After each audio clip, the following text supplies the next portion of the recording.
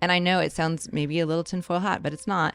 Bill Gates is a huge person that has been putting money and doing different things like that in there for decades. And Forbes, by the way, Forbes magazine wrote a whole article about it, about Bill Gates and solar radiation modification. Listen, this is not tin hat at all, because back in I think it was like 2006, I had a buddy who was doing a PhD in Georgia at Georgia Tech for and he was running refrigeration cycles with natural gas, which makes my head hurt. I'm like, wait, you make a combustion? He's like, yeah. He's German. He's like, you make I can't do his accent. He's like, but you essentially burn gas and then get a refrigeration cycle out of it. I was like, that's wild. So he was, very interesting. And he was big, obviously, into keeping up with scientific data. And he was telling me, and this is like 20 years ago, he was telling me about listening to a presentation from Gates talking about, figuring out what would have to be done in the event that, we had to reduce radiation hitting the earth, all these things. And so again, to be clear, that's not tinfoil at all. Bill Gates' name gets thrown around a lot by a lot of people, but I can confirm decades ago that these were conversations and presentations and big summits that were being had about what to do. My concern is, hey, I'm not upset that people research it.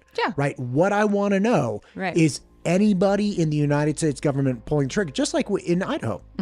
Obviously people reach out to me. They're like, this is happening. I'm like, okay, where?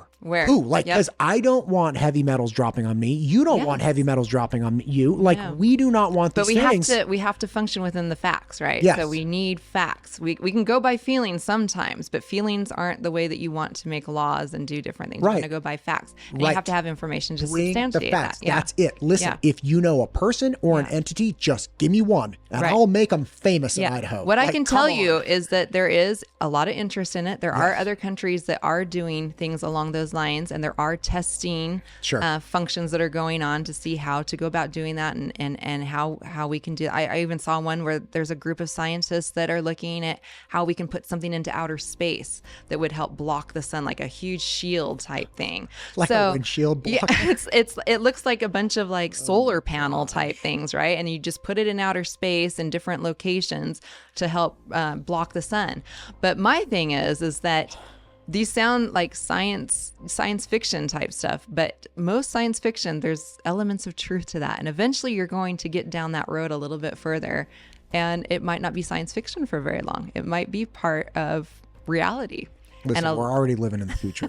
We know we're living in the future. Every day we're living in the future, right? Yeah. So and with Idaho, again, being a huge agricultural state, I mean, I've heard and I've seen and I've talked to people on just the effects of what fires due to our ag industry with the smoke and what that does with growth and everything.